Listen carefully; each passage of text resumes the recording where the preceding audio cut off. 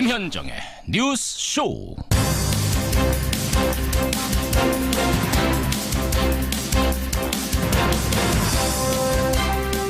애청자 여러분 안녕하십니까.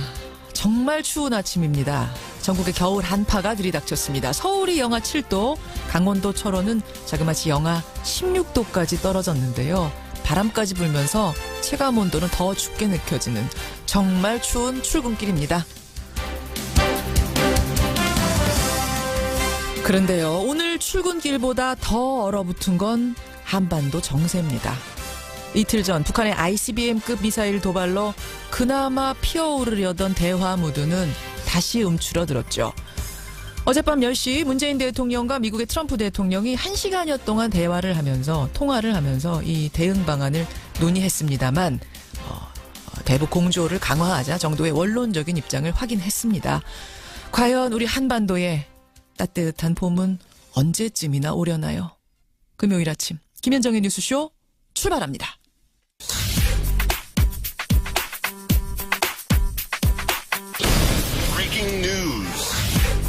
김현정의 뉴스쇼가 주목한 오늘의 포인트, 오늘은 민경남 프로듀서 나와 있습니다. 어서 오세요, 민 PD. 안녕하세요. 오늘 첫 번째 포인트, 한미 정상의 두 번째 통화부터 좀 봐야 될 것 같아요. 그렇습니다. 어젯밤 1시간여 통화가 있었는데요. 주로 문재인 대통령의 발언 내용이 알려져 있습니다. 문 대통령은 북한 미사일이 진전된 모습을 보인 건 분명하다. 하지만 대기권 재진입이나 핵탄두 소형화 등 핵심 기술 확보 여부는 불투명하다고 평가했습니다. 진전된 건 맞지만 핵심 기술까지는 확보됐는지는 모르겠다. 네, 이건 어떤 뜻이냐면 북한의 ICBM이 완성된 것은 아니다. 그러니까 북한에 대한 압박 과정에서 미국의 군사적 옵션을 행사하는 것은 피해야 한다는 입장으로 읽힙니다. 완곡하게 그렇게 표현을 한 거네요. 여기에 대해서 미국 트럼프 대통령 측의 반응은 뭐였습니까? 북한의 기술 수준 평가에 대해서 이견 제시는 없었습니다. 다만 첨단 군사 자산의 획득을 통해 한국의 방위력 강화를 지지한다는 입장을 전한 것으로 알려져 있습니다. 그래요. 일단은 그러니까 중국의 협조를 강력하게 구하면서 한미일 공조의 틀 속에서 대북 압박을 통해 대화를 이끌어내자라는 이 기조, 이 전략은 계속 이어지는 거라고 봐야 되는 거죠? 그렇습니다. 두 번째 통화 있었습니다. 다음 포인트는 뭔가요? 강원랜드 재수사 급물살입니다. 저희 뉴스쇼에서도 지난 9월에 강원랜드 내부 직원의 고발을 들은 적이 있지 않았습니까? 채용 문제가 심각했다는 거 여러분들도 느끼셨을 텐데 검찰 수사가 본격화되는군요. 네, 최응집 전 강원랜드 사장이 어젯밤에 구속됐습니다. 강원랜드에 재직 중이던 2012년, 2013년 강원랜드 교육생 선발 과정에서 국회의원, 지역 유력 인사 등의 채용 청탁을 받아서 면접 점수 조작을 지시했는지 등의 혐의를 받고 있습니다. 그러니까 지금까지 언론 보도를 통해서 수많이 나왔던 그 제보가 바로 이 최흥집 전 사장 때였는데 그렇습니다. 그 사장이 드디어 체포가 된 거군요. 구속이 된 거군요. 네. 또 자유한국당 염동열 의원의 지역 보좌관인 박모 씨도 구속이 됐는데요. 이 부분은 그러니까 채용 청탁을 한 당사자들에 대해서도 직접 수사를 예고하는 것이라고 볼 수 있습니다. 그러네요. 현역 의원을 포함한 50여 명에 대해 줄소환이 이루어질 거라는 관측도 나오고 있습니다. 이번 수사가 여러분 재수사입니다. 이미 한 차례 작년에 있었는데 제대로 못했다는 얘기예요. 네. 이번에는 과연 제대로 이루어질지 지켜보겠습니다. 다음 포인트요. 발리 구조작전입니다. 발리 아공 화산이 분할을 시작하면서 우리 국민들 발이 묶여 있었는데 드디어 전세기 타고 귀국 길에 올랐어요? 네네. 어젯밤 10시 30분에 우리 국민 179명이 특별기편으로 한번 귀국을 했고요. 네, 오늘 중에 700여 명의 국민이 특별전세기와 전기편 등을 이용해서 귀국길에 오를 것으로 보입니다. 지금 수송작전이 진행 중 이렇게 보면 되는군요. 그렇습니다. 특별전세기의 경우에 외교부가 운영을 주관하고 있는데 공짜는 아닙니다. 공짜인지 아닌지 궁금해하는 분들도 더러 계시더라고요. 그렇습니다. 공짜 아니고요. 네네. 탑승객들에게 적정 수준의 비용을 청구하게 된다고 합니다. 그래요. 무사히들 돌아오게 돼서 다행입니다. 마지막 포인트 하나만 더 보죠. 네, 오늘 밤 2018 러시아 월드컵의 조추점이 있습니다. 네, 세계 랭킹으로 따졌을 때 우리나라는 월드컵 본선에 진출한 32개국 중에 31등입니다. 쉽지 않은 본선 무대가 될 것 같습니다만 경우의 수라는 게 있죠. 그렇죠. 비교적 손쉬운 상대들이 같은 조에 배정되길 기도해 봅니다. 행운의 조, 행운의 조에 들기를 오늘 마지막 조추첨 소식까지 전해드리겠습니다. 민경남 프로듀서 수고하셨습니다. 감사합니다. 저희들한테 그런 환자가 여기 150여 명이 있습니다. 중증 외상센터는 분명히 말씀드릴 수 있는 건 대한민국에서는 지속 가능성이 없습니다. 최근 외상센터 문제를 해결해달라는 청와대 청원이 20만 명을 넘어서자 복지부가 또 대책 마련에 고심 중인데 안팎의 불씨는 여전합니다.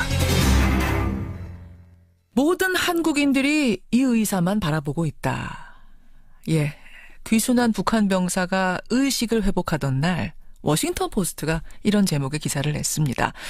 수술을 집도한 아주대병원 권역의상센터 이국종 교수를 두고 한 얘기인데요. 이 귀순 병사의 치료를 계기로 권역의상센터의 열악한 환경이 세상에 알려지면서 이 현장을 그동안 묵묵히 지켜온 이국종 센터장이 더욱 화제가 되기도 했죠. 이 중증 외상센터 지원을 강화해달라는 청와대 국민청원에는요, 지금 24만 명이 넘게 서명을 하고 있습니다. 이국종 교수의 생각은 어떨까요? 오늘 직접 만나보겠습니다. 아주대병원 권역외상센터장 이국종 교수 연결을 해보죠. 이국종 센터장님 안녕하세요. 네, 안녕하세요. 저는 귀순병사가 일반실로 가고 나서 조금은 여유가 생기셨는가 보다 했는데 여전히 많이 바쁘세요. 다른 환자분들도 많으시니까요. 사실은 전화통화 잠깐 하는 것도 쉽지 않을 정도로 지금 바쁘신 거죠? 괜찮습니다. 예. 의식을 회복한 지 한 사흘 만에 일반 병실로 옮겨진 귀순병사. 지금은 어느 정도나 회복이 됐습니까?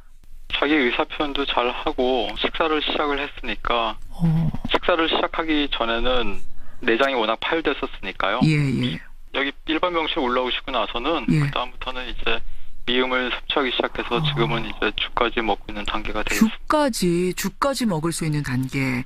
그러니까 이거는 의학적으로 저희는 잘 모르지만 의학적으로는 상당히 의미가 있는 단계까지 갔다는 말씀이세요. 네, 그렇습니다. 정말 다행입니다. 환자 스트레스를 낮춰주기 위해서 교수님이 직접 이야기도 좀 나누시고 영화도 보여주시고 음악도 들려주시고 뭐 이런다는 이야기를 제가 전해 들었는데 요즘은 어떤 얘기 나누세요?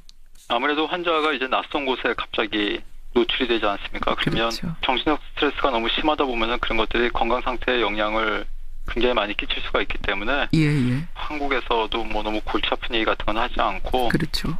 환자분이 이제 TV 보고 그런 걸 좋아하기 때문에 드라마라든가 아니면 방송 프로그램 그런 얘기들 주로 합니다. 연예계 얘기를 많이 합니다. 연예계 얘기를 많이 하세요. 네, 그렇습니다. 예, 복잡한 뉴스 이런 얘기는 안 하고. 예, 저 제일 복잡한 얘기였던 게 이제 그 전임 대통령 정도까지만 알고 있더라고요. 그래서 지금 새 대통령이 이제 정부가 꾸려진 거 그런 것도 모르고 있고 그래서 몰라요. 예. 그런 걸 얘기를 해주면은 뭐 선거제도가 그렇게 정말 있냐 뭐 그런 것들을 이제 궁금해하기도 하고 젊은 청년이다 보니까 호기심도 많고 그래서 그렇죠. 남한에서 이렇게 좀 비교적 우리의 그 자유로운 그냥 일반적인 생활상을 많이 얘기해 주려고 노력을 합니다. 문재인 정부 들어선 걸 모르고 박근혜 전 대통령 때까지만 아는군요. 예. 그것도 참 흥미로운 면이네요. 네, 그렇습니다. 예. 사실은 이제 국민들은 처음 그 환자 상태를 들었을 때 이렇게까지 회복이 될 거라, 이렇게 빨리 회복이 될 거라 사실 기대 못 했거든요. 교수님은 어떠셨어요? 그 처음 환자 대했을 때 그 의료진으로서. 처음에 일단 뭐 혈압도 전혀 안 잡혔고 그리고 워낙 그 다발성으로 총상을 입었고 그렇죠. 폐하고 그리고 배에 있는 내장기관, 주요 골격 부위가 워낙 심하게 손상됐었기 때문에 저희가 걱정을 많이 했습니다. 네, 걱정을 많이 했는데 저희가 혈액형을 파악할 시간이 없어가지고 일단 O형 혈액을 먼저 빨리 수혈을 해줬거든요. 혈액형 파악할 시간조차 없었어요 그때?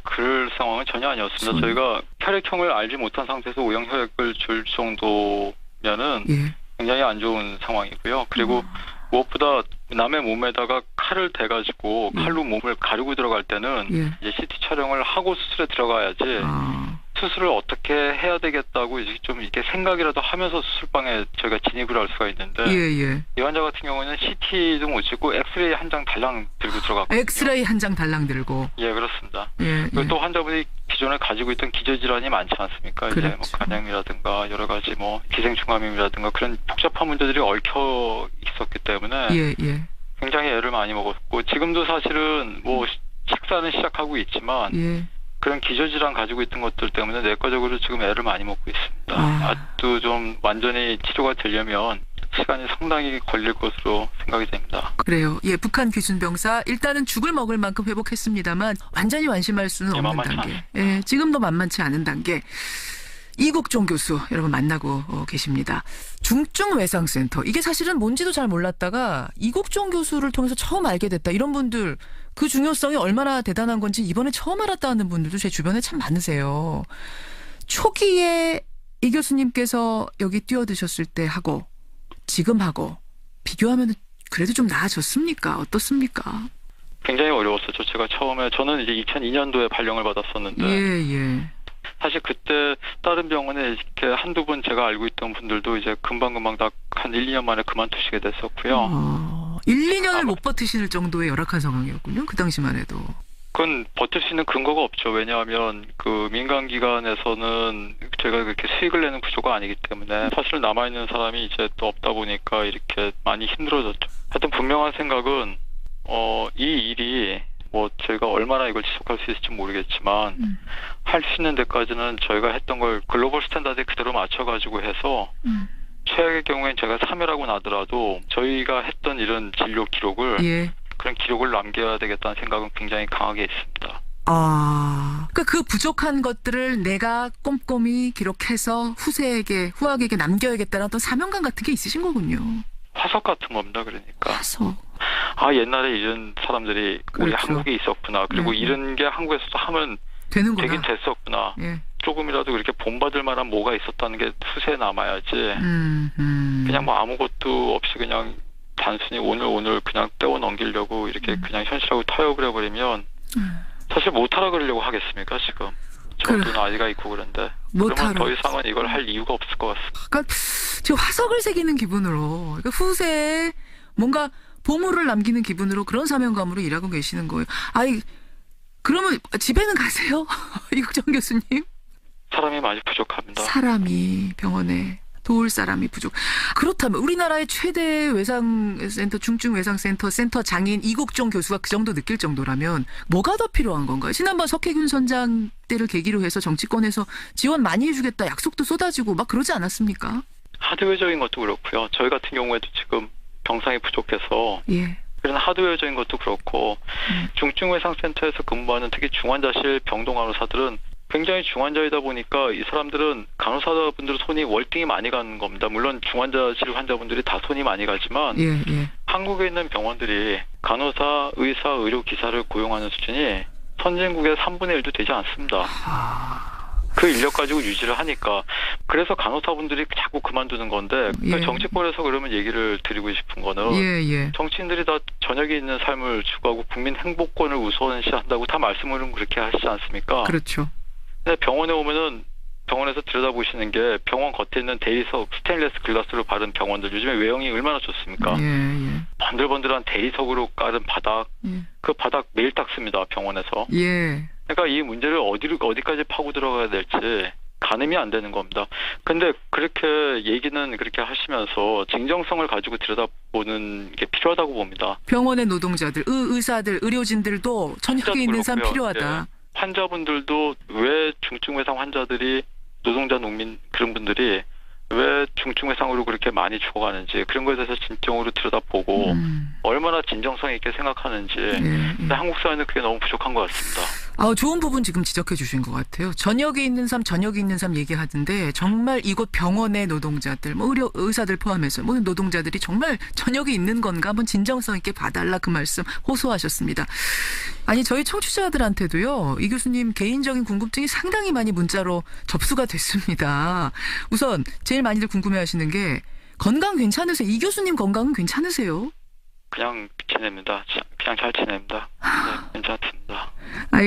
스트레스 때문에 시력이 안 좋으시다. 거의 상실한 상태다. 사실 제 나이쯤 되면은 직장 생활하는 사람들이라면 다 한두 군데씩 아픈 거 그냥 참고 지내는 거 아닌가요? 그냥 받아들이시는 거예요. 참고. 제가 이렇게 좀 더 남들보다 상태가 안 좋을 수는 있지만 또 막 썼으니까요. 몸을 그동안 당연하다고 생각하고 있습니다. 막 쓴 거에 비해서는 훨씬 잘 견디고 있다고 생각합니다. 막 쓴 거에 비해서는. 아까 전에 이제 제가 집에는 들어가세요. 그 질문 드렸는데 사실 저 같은 경우는 매일 새벽 4시 반에 일어나면은 특히 추운 겨울에는 내가 이거 찬바람 쐬면서 무슨 영화를 보자고 이런 생각 가끔 들거든요. 선생님은 그런 감정 느끼실 때 없으세요? 힘들 때 없으세요? 감정적으로?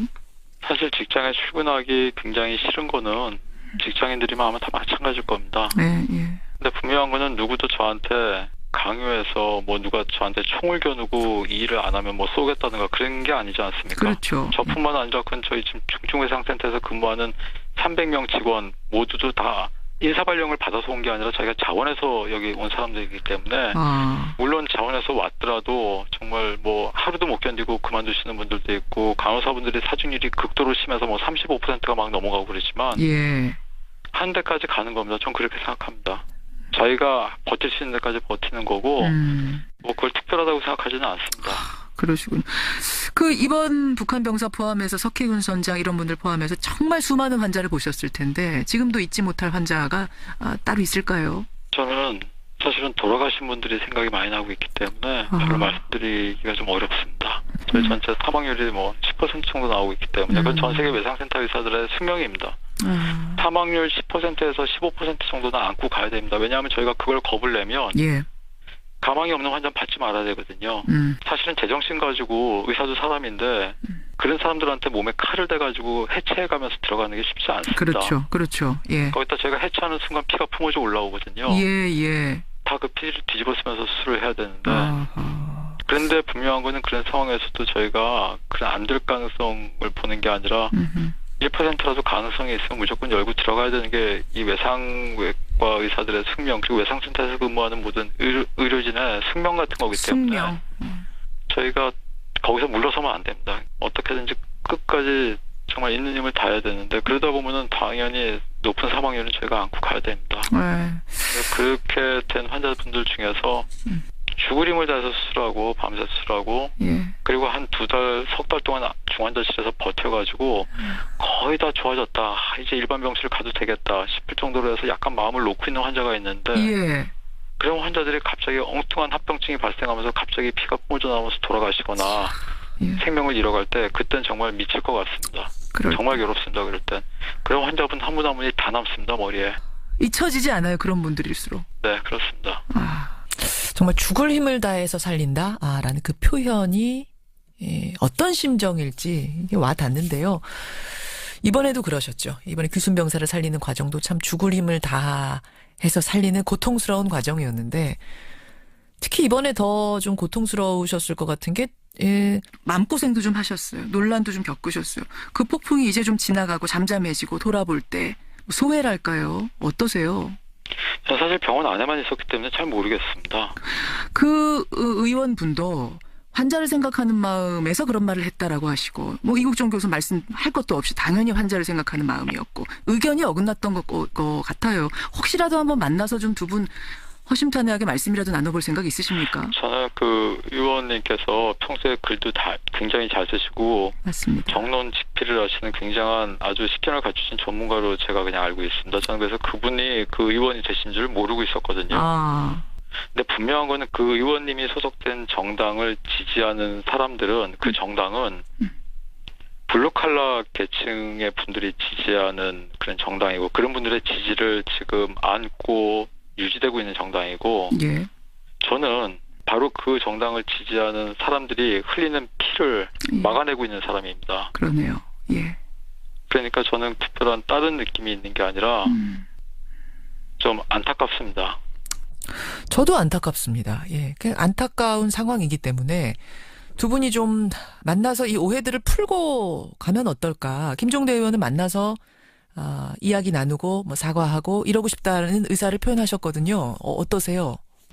저도 해군에서 일을 많이 하기 때문에 그러셨다면서요. 군 관계에 있는 저 같은 사람들은 사실 그분은 이렇게 굉장히 큰 오피니언 리더 중에 한 분입니다. 그냥 일반 그냥 의원님 많은 의원님들 중에 한 분이 아니고 그렇죠.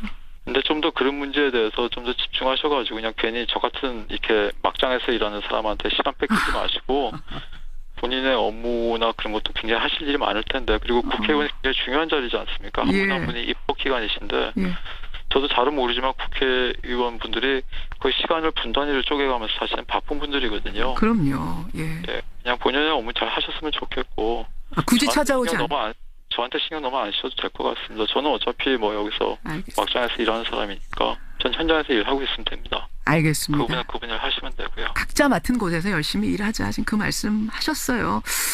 근데 지금 오늘 이제 우리 의료 시스템의 문제점, 권역외상센터의 힘든 점도 여러 가지를 토로하셨는데 이런 의료 시스템을 개선하기 위해서, 좀 발전시키기 위해서 혹시 정치권에서 좀 들어와서 일해달라 이런 러브콜은 안 받아보셨습니까? 그런 생각은 안 해보셨어요? 저는 정책을 만들지 않습니다. 저희 같은 사람들은 그 의료 시스템 말단에서 실제 그걸 수행하는 말단 조직에 있는 사람이지 전 정책을 만들지 않습니다. 제가 아는 굉장히 훌륭한 정치인들이 많이 계십니다. 저는 그런 분들을 그저 도와드릴 뿐이지 예. 제가 뭐 주제넘게 감히 나서서 뭐 그런 생각은 단 한 번도 해본 적 없습니다. 아마 이 제일 중요한 질문이 마지막 질문이 될 것 같은데요. 이국종, 인간 이국종의 꿈? 어떤 꿈 꾸세요? 사실은 저한테 주어진 시간이 그렇게 많은 것 같지는 않습니다. 그래서 분명히 말씀드릴 수 있는 건 이 외상센터를 맡고 있는 한은 예. 글로벌 스탠다드 진료 지침에 맞춰서 정말 벗어나지 않게 예. 운영될 수 있도록 아예 안 하면 안 했지 거기서 벗어나가지고 적당히 타협하면서 가지는 않으려고 노력을 할 거고요. 타협하지 않겠다. 개인적으로는 제 손끝에서 이렇게 치료되는 환자분들이 잘못되지 않고 예. 그러니까 큰 의료사고 없이 잘 맞춰질 수 있으면 좋겠습니다. 그렇게 시간이 많이 남지 않았거든요, 전. 왜 이렇게 시간이 자꾸 안 남았다 그러세요? 아직 젊으신데. 외과 의사들은 그렇게 의사 수명이 길지 않습니다. 그래서 네. 의사로서의 나의 수명. 노동을 하는 직업이기 때문에 맞아요. 예. 체력적인 거나 아니면 하드웨어가 저희가 고장이 나게 되면 한계가 있죠. 예, 저희는 금방 한계를 드러내게 됩니다. 그건 잘 알고 있습니다. 체력 잘 챙기시고요. 이국종 교수님. 근데 안 웃으세요? 원래 전혀 안 웃으세요? 뭐 그렇게 웃을 일이 많지 않습니다. 아니 지금 청취자 질문도 들어옵니다만 웃으시는 모습 한 번도 못 봤다 이러세요. 사실은 계속 긴장의 끈을 놓치면 안 되기 때문에 그래서 이렇게 주름살도 많이 져있고 그렇습니다. 저는요 이국종 교수 이 꿈꾸시는 것들이 다 잘 이루어져서 좀 언젠가 활짝 웃는 웃음소리 시원하게 한번 들었으면 좋겠는데요, 방송에서. 하여튼 감사합니다. 예, 응원하겠습니다. 저뿐만 아니고요. 많은 국민들이 응원 보내고 있다는 거 잊지 마시고요. 환자들 최전선에 있는, 생명의 최전선에 있는 그 환자들, 지금 그 사명감으로 좀 부담스러우시더라도 끝까지 살려주시는 그 일 열심히 해주시기를 부탁드리겠습니다. 오늘 귀한 시간, 정말 귀한 시간 고맙습니다. 정말 감사합니다. 예, 힘내십시오, 교수님. 힘내십시오. 예, 고맙습니다. 아주대학병원 권역외상센터의 센터장이죠. 이국종 교수였습니다. 정청탁 및 금품 등 수수의 금지에 관한 법률, 일명 김영란법. 과연 개정이 될까요? 첫 번째 개정안은 이거였습니다, 여러분. 식사 3, 선물 5, 경조사비 10, 3, 5, 10 가운데 농축수산물을 선물하는 경우에 한해서는 상한선을 10만 원까지 올리자. 하지만 나흘 전이죠. 국민권익위 전원위원회에서 부결이 됐습니다. 일사부재리 원칙이 있기 때문에 같은 안건을 두 번은 못 올립니다. 그러자 다시 수정안이 나왔습니다. 농축수산물 선물 비용 10만 원으로 높이는 동시에 경조사비는 5만 원으로 낮추자. 그러니까 이제부터 뭐 공무원, 교사, 언론인 이런 사람들이 결혼을 한다든지 상을 당하면 5만 원까지밖에 못 하는 겁니다. 예, 요런 안을 내놓은 거죠. 12월 11일에 이 안을 놓고 표결에 들어갑니다. 제일 중요한 건 국민 여론이죠. 여러분 의견입니다. 듣고 판단해 보시죠. 문자도 보내주십시오. 먼저 명지대학교 조동근 교수님 나와 계십니다. 교수님 안녕하세요. 네, 안녕하세요. 예, 네. 국민권익위의 자문위원이세요. 흥사단 투명사회운동본부 송준호 대표님. 대표님 안녕하세요. 예, 안녕하세요. 자, 먼저 송준호 대표님께 여쭙겠습니다. 이게 그러니까 논의의 시작이 된 거는 선물 5만 원.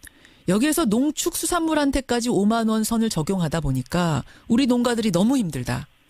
작년에 그 전 대비해서 이 계산을 해보니까 26%나 소비가 감소했더라. 우리 농가 숨통 좀 띄워주자라는 게 논의의 핵심이었는데 어떻게 보시는 겁니까? 두 가지 관점에서 저는 이 가격 상한선 논의가 이제 부적절하다고 보는데요. 지난 추석에서 이미 자리 잡아가고 있는 것이 청탁금지법이다. 그리고 또 국민권익위원회가 여러 차례 이제 밝혔듯이 전문기관에 지금 그 경제 영향이 어느 정도인가에 대해서 지금 그 용역을 주고 있는데 그 결과가 아직 안 나왔거든요. 그런데 왜 지금 갑자기 이 문제를 들고 나오는가 하는 것에 대해서 의아한 생각이고요. 예. 사실 우리 국민들의 정서는 그대로이다. 아니면 50도 과하다. 이렇게 보고 있습니다. 예, 우리 국민들의 정서는 김영란법 찬성. 오히려 350보다 더 강화하자. 이면이었지 늘리자는 쪽은 아닐 거라고 보시는 거예요. 자, 그래서 개정 반대란 말씀이시죠? 예, 그렇죠. 조동근 교수님 어떻게 생각하십니까? 농민 피해, 서민 경제 피해 이전에 국가가 개입하는 것 자체가 잘못된 겁니다. 사실요. 우리가 좀 정직해야 되는데 말이죠. 예. 대가성 관계없이 그저 일정 금액을 못 주게 하는 건데 사실 선의 증여 같은 것도 우리 고려를 해야 되거든요. 그런데 구석구석 국가가 개입해서 심지어 경조사비까지 나라가 정하는 그게 좀 말이 된다 생각합니까? 경조사비까지 나라가 정해선 되겠느냐? 이거는 말이 아니죠. 그러고 솔직히 보면 이렇게 해서 얼마나 투명해집니까? 잘못하면 말이죠. 우리가 좀 눈에 보이는 것만 이렇게 좀 붙들고 사실 본질을 놓치는 그런 게 있거든요. 그렇다면 아주 법률 이론도 주지 못하게 하자고요. 그렇다면 이게 투명사를 가는 게 아니거든요. 문화로 접근해야 될 게 맞고요. 이건 처음부터 뇌물죄로 가는 게 맞습니다. 이거를. 뇌물죄로? 그러면 뇌물죄를 갖다 그대로 가야 되는데 그러니까 대가성 없어도 일정 금액 못 주는 거 아니에요. 그런데 직무 관련성 그다음에 대가성 없이 왜 돈이 왔다 갔다 합니까? 따라서 뇌물죄로 충분히 갈 수 있는 건데 이거를 잘못하다 보니까 문화로 접근해야 될 거를 국가가 들어간 거예요, 사실요. 그러니까 첫 단추를 잘못 깨다 보니까 점점 명분론에 빠져드는 거예요. 350 과하다? 그 사실 그게 뭡니까? 그거는 어떻게 보면 국민의 개인의 선택이에요. 경조사비나 선배한테 10만 원 주겠다는데 왜 그걸 5만 원으로 막습니까? 나는 저 선배한테 10만 원 주고 싶은데 그걸 왜 5만 원으로 막느냐? 아니, 국가가 왜 무슨 권익으로 무슨 권력으로 도대체 그걸 막냐 그런 얘기예요. 알겠습니다. 말하면 네네. 예, 송 대표님 어떻게 생각하세요? 지금 말씀은 우리가 국가가 이제 개입한다 그랬는데 이 법은 공직자에 한정된 법이고요. 그다음에 국가가 왜 도로교통 속도 제한을 왜 합니까? 잠깐만요. 공직자뿐만 아니라 여기 이제 언론인도 들어가고. 아니 당연히 교사까지 포함되는 언론인이나 또 학교에 이제 사립학교 종사자들의 경우에는 헌법재판소에서 이미 일반 공공기관보다도 못지않게 그러니까 사실은 더 이상의 공공성을 가지고 있죠. 사실은. 넓은 의미의 공동선을 위한 조치인 거라고 봅니다. 그런데 이어가시죠 말씀을. 그래서 현재의 이런 청탁금지법의 과잉입법이라든가 이런 것은 적절한 그런 표현이 아니다. 우리가 우리 모든 사회를 위해서 교통질서가 잘 지켜지듯이 우리가 투명 사회를 위해서 깨끗하고 정의로운 그런 사회가 되기 위해서 이렇게 이제 정해주신 거죠. 공동선을 위해서 이 정도의 국가 개입은 용납할 수 있는 거다. 국민들이 합의할 수 있는 문제 아니냐 이런 말씀이신 거죠? 송 교수님. 공동선을 위해서 이 정도는 국민들이 다 지금 합의한 거 아니냐 이런 말씀이시거든요. 그렇죠. 지난번에 1주년 맞아가지고 연구 기관에서 조사한 바에 보면 국민들의 85%라고 하는 숫자가 압도적으로 지금 이 법을 찬성하고 있습니다. 그렇죠. 그렇죠. 자, 조 교수님. 여론조사로 말이죠. 상한한 조항되는 것 자체가 사실 한번 잘 생각해 보세요. 여론조사의 대상입니까? 이게 사실. 어떻게 보면 외피를 그렇게 입히는 게 아니죠. 보면은 이게 자칫하면 명분사회로 갑니다. 명분사회로. 그러고 지금 이게 상한은 뭐냐면은 350인데 우리가 3만 원 몇 개 먹는 게 아니에요. 사실이요. 그러니까 3만 원 반드시 대접해야 되는데 이렇게 오도가 되고 있고 10만 원 반드시 해야 돼. 그게 아니거든요. 그러니까 솔직히 모든 점에서 개인의 자율, 선택 이것이 먼저 가야 됩니다. 국가가 얼마나 전지전능하길래 여론조사를 통해서 외피를 갖다 350으로 입히는 그게 말이 된다 생각하십니까? 여론조사로 할 문제가 일단 아니다. 그러면 그러고 또 솔직히 농민들이 피해를 보고 있는데 그걸 왜 눈을 감으세요? 정직하게 보자고요. 국민들이 피해를 보고 있다 그러는데 송 대표님 사실은 일부 그동안 어떤 이 수혜랄까 이런 향을 받은 사람에게는 불편한데요. 대부분의 이제 공직자들, 이거는 공직자는 공무원뿐만이 아니라 일반 언론인 또는 사립학교도 마찬가지지만 도리어 이 법으로 인해 가지고 아주 그 편한 어떤 그야말로 공정한 직무를 수행할 수 있는 그런 명분이 생겼다 하는 점에서 전혀 그 국민들의 피해나 불편을 주는 법이 아닌 거죠, 지금. 송 대표님, 그 농민들 피해 부분을 지금 조 교수님은 지적하셨거든요. 그걸 눈 감지 말자. 그건 어떻게 보세요? 그런 점에 대해서 지금 그 권익위가 이미 그 얼마큼 과연 그 경제 영향을 주었는가 하는 거에 대해서 연구를 줬거든요. 지금 그 연구 결과가 아직 안 나왔어요. 그 연구 결과가 나온 다음에 최종 결정을 하겠다. 이렇게 누차 얘기했음에도 불구하고 왜 지금 갑자기 그거를 들고 나오는지. 그러면 지금 나와 있는 데이터 하나는 뭐냐면 2016년에 그러니까 작년에 조사를 해보니까 작년 대비해서 올설을 보니까 추석이군요. 보니까 26%가 감소했더라. 이게 지금 근거 자료로 나온 겁니다. 이 정도 갖고는 불충분하다고 생각하세요? 개정하기에. 그렇죠. 그건 불충분하죠. 전문적인 그 과학적 그 연구 결과가 지금 진행되고 있는 마당이거든요, 지금. 그러면 피해가 어느 정도 있는 게 그 용역 결과 확인이 되면 그때는 바꿔도 된다고 보시는 겁니까? 그런 경우에는 좀 검토의 여지가 있죠, 지금. 하지만 지금 정도 수준에는 건드리면 안 된다, 섣불리. 타이밍상 아니다, 아직은. 자, 조 교수님 어떻게 생각하세요? 사실 전문성 얘기하시는데 전문성이 잣대가 뭡니까? 여론조사도 마찬가지고 모범 답안을 쫓아가는 거는요.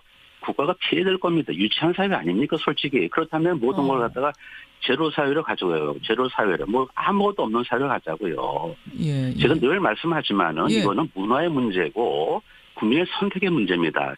대가성, 그다음에 어떤 그런 부정한 것이 아니라면은 자율 영역으로 남겨둬야 되는 것도 있는 거죠, 지금요.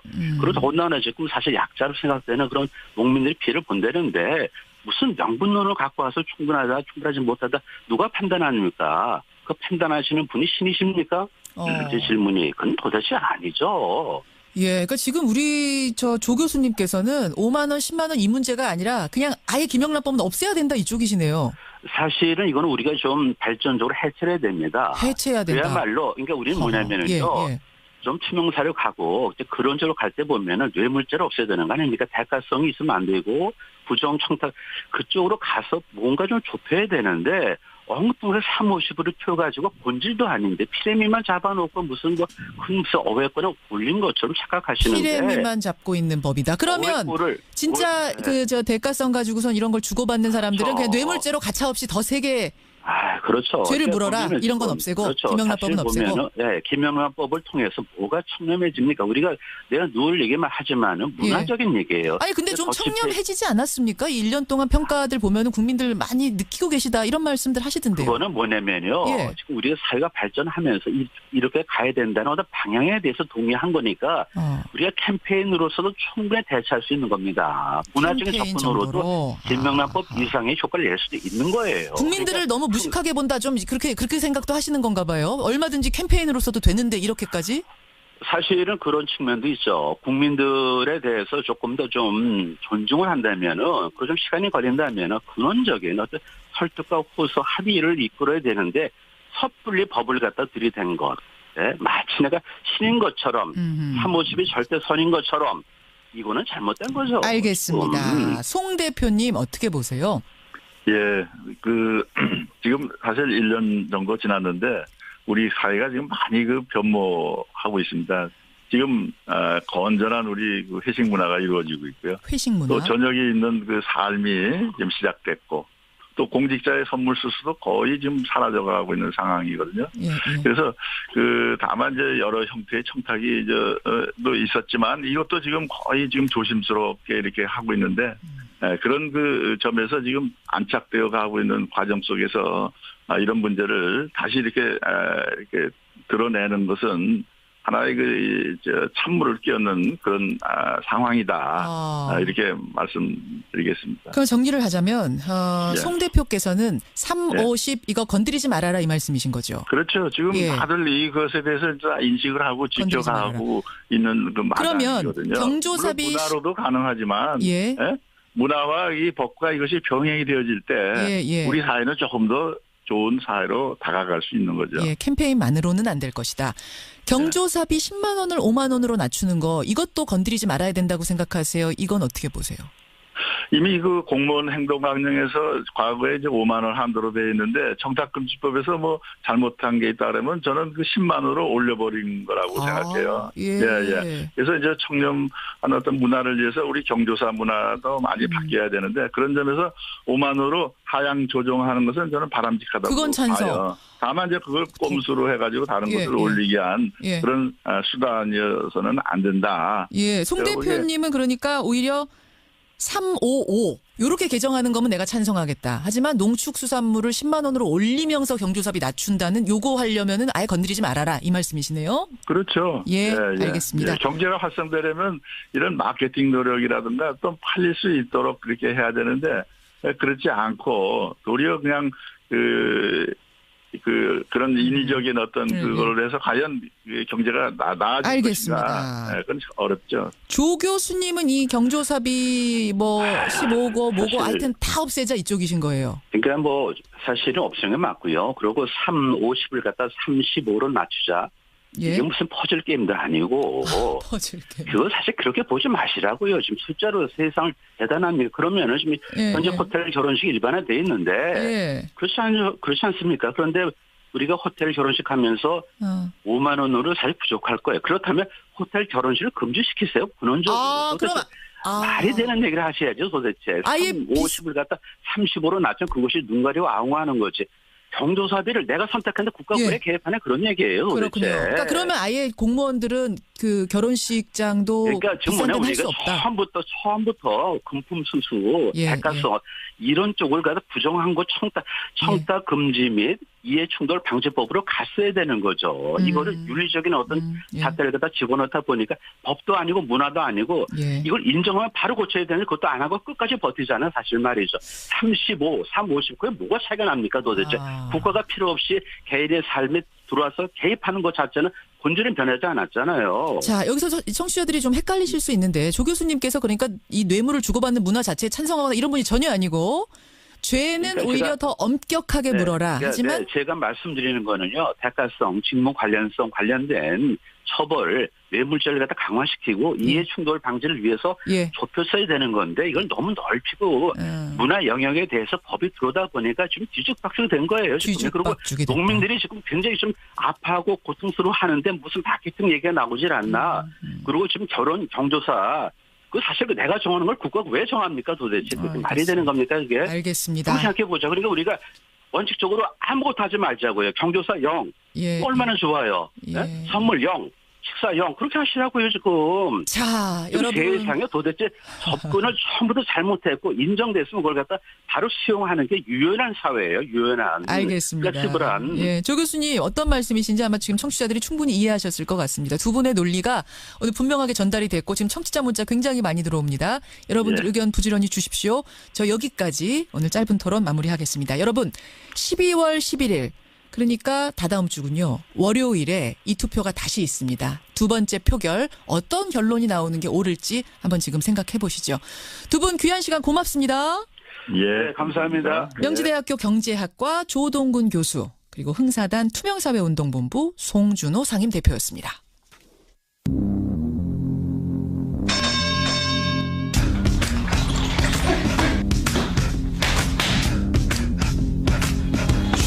김현정의 뉴스쇼 금요일의 코너 뉴스 속으로 훅 파고드는 시간이죠. 훅뉴스 오늘도 김정훈 기자 나와 있습니다. 어서 오세요 김 기자. 네네. 오늘 훅뉴스 지난 월요일 굉장히 충격적인 사건을 김정훈 기자가 보도를 해줬는데 그 사건의 후속편쯤 된다고요? 네, 선배들한테 가혹행위를 당하는 남성 노동자의 이야기를 저희가 전해드렸죠. 유명 오토바이 업체 할리데이비슨 한국 지점에서 후배 정비사가 선배 정비사한테 가혹행위 당하는 뭐 그런 내용이었잖아요. 그렇습니다. 선배 정비사들이 작업복에 불을 지르는가 하면 손목을 자르겠다 이렇게 위협까지 했다는데 그 증언을 다시 한번 들어보시죠. 그러죠. 채무가 타고 그리고 심할 경우에 불이 붙기도 하는데 그게 그냥 팔이나 이런 데 뿌려서 하는 게 아니라 성기나 엉덩이가 손목을 자르려고 한번 했거든요. 브레이크 디스크 혹시 아세요? 그러다가 제 손목을 이렇게 넣으라고 해가지고 신제품이라고 하면서 굉장히 내용이 충격적이었어요. 그때 파장도 굉장히 컸고요. 그렇습니다. 그 소식을 전해드리면서 또 다른 피해 사례 제보도 부탁을 드렸거든요. 제보가 많이 들어왔습니까? 네. 저희한테 들어온 제보들 그리고 추가 취재한 내용을 바탕으로 맞고도 숨지긴 직장 남성들의 사연을 오늘 훅뉴스 시간에 전해드리도록 하겠습니다. 예, 그러니까 사내 갑질, 사내 가혹행위. 그중에서도 여성들 피해 사례는 그동안 꽤 보도가 됐었는데 네네. 가려져 있었던 남성 직장인들의 피해 사례를 오늘 좀 중점적으로 들여다보겠다 이 말씀이신 거군요. 맞습니다. 취재해 보니까 이런 폭력 문화가 심각해 보였습니다. 그래요? 그러한 문화가 있는 대표적인 사업장 중에 한 곳이 아마 방송사일 텐데요. 방송국. 네. 먼저 폭행을 당했다는 피해자 한 분의 이야기를 직접 들어보시죠. 예. 촬영하고 이제 쉬는 시간에 카메라 이렇게 뭐 닦거나 그러잖아요. 닦거나 이럴 때 이제 그냥 자기 툭 건드렸다고 거기서 뭐 주먹으로 때리고 얼굴을. 일 못해서 욕먹고 그런 것보다도 그냥 제가 싫었던 건지 밥 먹을 때 그냥 어디 뭐 먼 산 쳐다보면서 밥 먹는다고 욕하고 뭐 부모 욕도 하고. 아니 밥 먹을 때 먼 산 쳐다보는 게 이게 이유가 됩니까? 폭행의 이유가 됩니까? 하고 또 없죠. 네. 무슨 어깨나 등 툭툭 치는 것도 아니고 얼굴을 주먹으로 때려요? 네. 부모님 욕도 하고? 그렇다고 하네요. 한 지상파 TV 방송국에서 촬영 분야 스텝으로 일했던 비정규직 직원입니다. 예. 견디다 못해서 회사를 그만뒀고요. 현재는 방송에 대한 꿈을 접었다고 하네요. 이 피해자의 퇴사 이후에도 그 사업장 안에서는 폭력이 계속되고 있다고 하는데 현직 비정규직 직원의 이야기를 더 들어보시겠습니다. 그러죠. 상상할 수 없는 그런 뭐 일들이 있죠. 뭐 싸대기를 때린다거나 일하다 보면 서로 피곤하고 이게 아무래도 방샘을 많이 하잖아요. 짜증나니까 때린다거나 일하는 게 마음에 안 들 수도 있고 걔가 실수도 할 수도 있고 근데 이제 말하기보다는 뭐 내 툭툭 치는 거죠. 상식 밖에 그런 어떤 언행들도 부지기수고요. 물건을 저한테 던진다거나 뭐 이런 식도 있고요. 남성분인 거죠? 그렇습니다. 예. 물건을 던지는 것도 있고 그러니까 방송사라는 곳이 워낙 일이 많고 비정규직 직원들도 많고 네. 그러다 보니 갑을 관계 속에서 폭행들이 벌어진다 이런 얘기인가요? 그런데 폭행이 꼭 신분상의 갑을 관계에서만 이루어지는 것은 아닌 것 같더라고요. 그래요? 대한적십자사에서 있었던 일인데 피해자의 말을 한번 들어보시죠. 예. 아침 회의 시간에 전체 보는 앞에서 제가 다 끝나고 나서 기지개를 폈는데 그 상태에서 가슴을 손바닥을 확 쳐버리더라고요. 아무 이유 없이. 그러면서 제가 그 상태에 숨이 막혀가지고 엎어졌거든요, 앞으로. 근데 그 사람이 하는 말이 이 새끼 왜 이렇게 비실비실하냐, 약이나 줘라. 그걸 보 동료들은 그냥 그러려니 해요. 문화가 있어요, 또. 그쪽 패거리가 거의 군대 문화 수준으로 해가지고. 패거리 문화가 있다? 문화가 있다라는 거죠. 이분의 경우에 정규 직원이었거든요. 예. 근데 선배한테 그야말로 아무 이유 없이 맞았다는 것이죠. 그러네요. 결국 고소를 했고요. 가해자는 지난해 벌금형을 선고받았습니다. 폭력적인 문화가 존재해왔다는 얘기예요. 네, 꼭 군대가 아니어도 선임자가 후임자를 가혹하게 다루는 그런 사업장들이 있는 것입니다. 그런 유형의 대표적 사례는 아무래도 경찰이나 검찰일 텐데 역시나 사건이 없을 리가 없었습니다. 경찰, 검찰에서도? 네. 지난해 5월에는 경기도 광주경찰서의 김모 경사가 전 직속 상관으로부터 육체적, 정신적 학대를 받았다 이런 유서를 남기고 스스로 목숨을 끊었고요. 비슷한 시기에 자살한 서울 남부지검 김모 검사 역시 가혹행위를 당했다는 의혹이 일었거든요. 그랬죠. 네, 당시 숨진 검사 누나의 이야기를 들어보시죠. 예. 동생은 부장이 남부지검에 온 지 불과 3, 4일 만에 쌍욕을 들었다고 해요. 그 후부터 쌍욕은 물론이고 결제 서류를 찢어서 던진다든지 밤늦게 술자리에 불러내서 모욕감을 준다든지 하는 등의 괴롭힘이 4개월 동안 계속되었다고 들었습니다. 지금 이야기들을 쭉 종합해보면 말이죠. 이 직장 내 폭력이라는 게 억압적인 문화라는 게 어느 한 직장만의 이야기가 아닌 상당히 만연해 있다 이런 느낌 들어요. 네, 실제로 취업 포털 업체 인크루트가 지난해 성인 889명을 상대로 설문조사를 했거든요. 응답자의 71%가 자신이 다니는 학교 또 직장에 군대식 문화가 남아있다 이렇게 답을 했습니다. 71%가? 10명 중 7명이요. 그런데 이 정도나 되는데 왜 이 직장 남성들의 폭력 문제는 그동안 크게 주목을 못 받았을까요? 이 피해를 겪고도 쉬쉬하는 경우가 대부분이거든요. 사실 저희가 취재를 하면서도 애를 먹었던 게 피해자들 상당수는 자신의 사례를 드러내놓고 이야기하는 걸 꺼려하더라고요. 왜 그럴까요? 이 남자라는 이유로 웬만한 폭력은 견뎌야 한다 이런 분위기도 있고요. 예. 또 문제를 제기해서 오히려 불이익을 받지 않을까 이렇게 염려하고 있기 때문입니다. 두 가지가 겹쳐서. 네. 그래요. 폭력을 행사하는 사람은 분명히 상급자니까. 그런데 분명한 갑을관계라면 더 하겠죠. 올해 초에 한전 직원이 한전 자회사 직원을 폭행한 사건이 있었거든요. 예. 회식 자리에서 있던 일로 기분이 상한 한전 직원한테 자회사 직원이 찾아갔는데 맞았다는 겁니다. 기분이 상해서? 네. 그런데 이 사안에 대해서 회사가 조사에 나서니까 오히려 피해자인 직원이 병원 진료 확인서 제출마저 거부를 했습니다. 아, 피해자가 거부를 했어요? 네, 못 내겠다고요.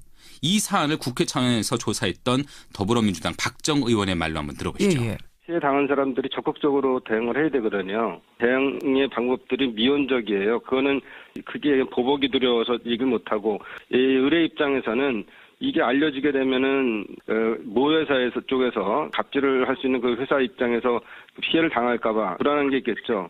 또 그다음에 자기 모 회사이기 때문에 어떤 여러 가지 불이익을 끼칠까봐 자기는 아무것도 할 수 없었다. 내가 당했는데도 말 못하고 쉬쉬하는 이런 상황들.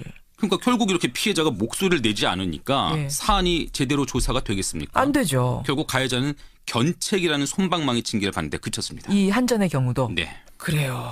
이런 직장 내 폭력 문화 사실 오래된 문화 아닙니까 이게? 그렇죠. 그동안에 계속 문제 제기도 하고 우리 사회가 많이 달라져 왔다고 하는데도 왜 개선이 안 되고 이렇게 남아 있을까요?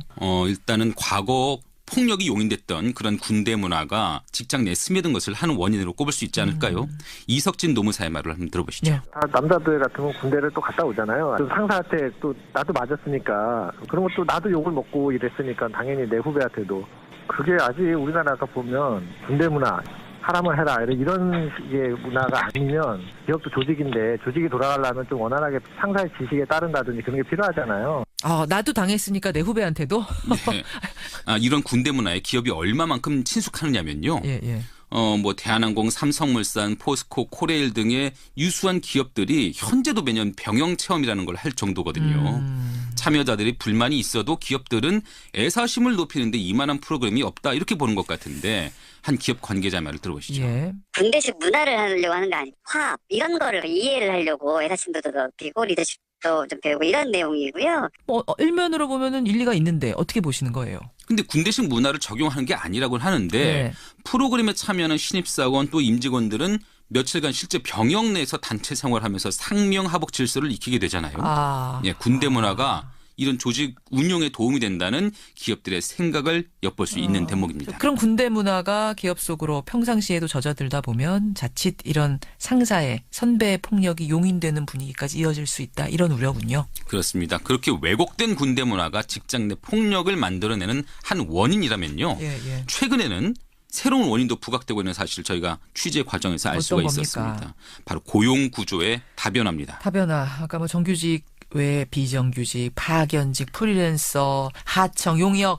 사실은 고용하는 형태가 굉장히 다양해졌잖아요. 그러니까 그렇다 보니까 과거에는 한솥밥을 먹던 선후배 관계가 이제는 명령하고 이를 거부할 수 없는 그런 주종 관계로 바뀌었습니다. 다시 말해서 정규직 상급자가 비정규직 하급자를 마음껏 부리게 되면서 폭력도 생겨났다는 거죠. 그래요. 앞서 폭력 피해를 당했다는 방송사 비정규직의 말을 다시 들어보시죠. 예. 예전에는 그런 일이 없었다는 얘기를 들었어요. 이제 노동법 개정되면서 비정규직이 늘어나면서 이제 그렇게 됐죠. 그러니까 사실 비정규직이 그렇게 여러 개로 분화돼서 고용하는 형태는 방송사밖에 없고. 정리가 되네요. 그러니까 예전부터 내려오는 그 직장 내 군대 문화. 네. 군대 문화가 직장으로 스며들어 있는 그 문화가 깔려 있는 상태에서 요즘 들어서 고용 구조도 다변화되니까 이게 복합적으로 작용하면서 이런 폭력, 사내 폭력들이 벌어진다는 얘기네요. 그렇습니다. 근데 그런 환경에서 특히 직장 남성의 경우에는 그들 나름대로 폭력의 피해를 덮어려는 경향마저 있죠. 더해지면서. 그러니까 상황이 나아지지 않는다는 지적이 나옵니다. 노동법률사무소 새날의 김민아 노무사의 말로 들어보시죠. 드러내놓고 이야기할 수 없는 분위기도 있는 것 같고요. 특히 이제 한 가족의 가장이다라고 하면 이 직장에서 쫓겨나면 그 다음 생계는 어찌할 것인가라는 고민 때문에 더 이야기할 수 없고, 그리고 남성분들이 또 맞거나 이런 부분에 대해서 이렇게 얘기하고 이런 문화가 아니잖아요, 우리나라에서. 그러니까 저는 지금 쭉 들으면서 사실 직장 내 폭력은 여성들이 피해자지 남성이 무슨 그렇게 피해자일까라고 생각했던 게 얼마나 잘못됐던가. 네. 예, 깨닫게 됐어요. 직장 내 남성도 폭력의 가해자가 아닌 피해자가 되는 경우도 상당히 많구나. 다만 그게 숨겨져 있었던 것뿐이구나 이런 생각이 드네요. 그렇습니다. 이게 더 이상 그럴 수도 있지 이렇게 치부할 문제가 아닌 상황입니다. 예. 김 기자. 네. 그나저나 우리가 이 주제를 이제 시작하게 된 계기가 된 게 할리 데이비슨 피해자 아닙니까? 그렇죠. 폭력 네. 문제. 그 피해자 이모 씨는 어떻게 됐어요? 방송 나간 후에 좀 변화가 있습니까? 네, 여전히 몸과 마음을 치유하는 과정이고요. 다만 뉴스가 나간 뒤에 전해진 응원으로 큰 힘을 얻었다고 하네요. 예. 가해자들은 현재 법적 처벌을 기다리는 중이고요. 예. 회사 내부에는 대책회의도 있긴 했다고 하는데 근무 환경 개선을 위한 별다른 조치가 아직까지는 취해지지 않고 있습니다. 예, 직장 내 폭력, 특히 남성 직원들에게 가해지는 폭력에 대해서 오늘 다뤄봤습니다. 이게 다 여러분들이 보내주신 제보를 바탕으로 취재가 된 거거든요. 이후에도 여러분 제보 계속 받겠습니다. 후속 내용 있으면 김정은 기자 또 취재해 주세요. 네. 수고하셨습니다. 훅뉴스였습니다. 쭉 찢어서 먹는 김치 맛이 권현철 선임 기자 어서 오세요. 안녕하십니까. 그게 최고 맛있잖아요. 김장할 때 옆에서 얻어먹는 거. 그렇지. 수육이 있어야죠. 수육 있으면 더 좋고. 그것도 이렇게 뭐 칼로 자르거나 가위 이게 아니고 손으로 쭉 찢어서 돌돌돌 말아서 먹는 거. 갑자기 아침부터 입에 침 군침이 돕니다. 추운 아침. 일단 속보를 하나 좀 전하고 여러분 이어가야 되겠습니다. 우리가 토론을 시작할 막 그 시간쯤이군요. 8시 3분쯤에 조금 전 8시 3분쯤에 경북 포항시 북북 서쪽 7km 지역에서 규모 2.4의 지진이 또 발생했습니다. 규모 2.4. 그러니까 이건 여진으로 봐야 되겠죠. 예, 여진이 또 발생했다. 지난 수능이 있었던 날 이후로 사실 여진이 좀 잠잠해서 이렇게 이제 여진이 끝났구나 다행이구나 하고 있었는데 오늘 8시 3분경 2.4의 여진이 다시 발생했다라는 속보를 전합니다. 참. 포항 분들 생각하면 마음이 먹먹해지는데요. 이대로 좀 그쳤으면 좋겠는데 말이죠. 김영란법 개정을 놓고 짧은 토론 이어갔습니다. 많은 분들이 문자 주셨어요. 지금 이제 두 번째로 붙이려고 하는 표결은 이겁니다, 여러분. 농축수산물에 한해서는 선물을 10만 원까지 확대하자. 대신 경조사비는 5만 원으로 줄이자. 이 개정안 찬성한다 하시는 분 항광현님 찬성입니다. 경조사비 5만 원 줄이는 거 특히 찬성인데요. 10만 원이라고 하니까 오히려 10만 원이 해야 되는 비용인 것처럼 이렇게 인식이 좀 바뀌어가고 있었다라면서 5만 원 내리자 하셨어요. 5400님 근데 10만 원짜리 공산품을 주면 뇌물이고 농산물을 주면 뇌물 아니고 이거 조금 희한한 거 아니냐? 그 두 개를 섞어서 주면 어떻게 되는 거냐? 뭐 이런 질문들 조금 애매하다는 측면에서 개정 반대하시는 분들도 계시고요. 7477님은 농분대 저는 반대합니다. 농수축산물에 한해서 10만 원으로 올린다 한들 유통하는 사람들이나 이익이지 농민들 자체에게는 큰 변화가 없다. 이분은 또 그런 말씀 하고 계시고요. 김영란법 개정 정도가 아니라 아예 폐지해야 된다라는 아까 조 교수의 주장에 대해서는 찬성하시는 분 일단 1468님 이분은 적극 공감이 됐다. 오히려 김영란법은 보여주기식 행정의 전형 아니냐라는 것. 그래요. 내가 친한 사람에게 축의금 더 주고 싶은데 왜 그걸 국가가 못하게 하는가? 이분도 이런 말씀 주셨고요. 반면에 남용성님은 국가가 개입한 거 하는 거 인정합니다. 하지만 지금 극약 처방이 필요한 시점이기 때문에 이런 법 나온 거 아니겠습니까? 박동진 님도 문화로 하면 좋았지만 그거로 안 되니까 이런 김영란법까지 나온 거 아니겠습니까? 라는 문자들 주고 계세요. 여러분의 의견 고맙습니다. 이국종 교수 인터뷰 들으시고 정말 많은 분들이 응원 문자 주셨거든요. 저희가 이 내용은 다 캡처해서 이국종 교수 팀에게 힘내라고 전하겠습니다. 고맙습니다. 권현철 선임 기자 어서 오십시오. 다시 한번 인사드립니다. 오늘 뭐 가지고 오셨어요? 조윤선 전 문화체육부 장관과 관련된 얘기입니다. 조윤선 기자. 조윤선 전 장관. 네. 1심 재판에서 블랙리스트에 개입했다는 증거가 없다는 이유로 관련 부분에서 무죄가 선고됐었죠. 그런데 재구속될 처지에 놓였습니다.